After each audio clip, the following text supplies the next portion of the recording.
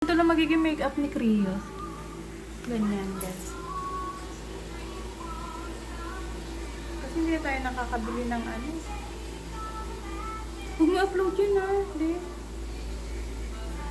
Hindi ko makita ka mo. Naka-flashlight siya. Mas malilinawan nga yung mukha mo dyan. Yan, ganyan lang guys. Fresh lang, gano'n. Hindi natin kailangan ng sobrang makeup guys. Kasi alam niyo na, ano naman natural naman sa atin to eh. Ito tayo eh. Mabubash ka dyan sa mga pinagsasabi mo.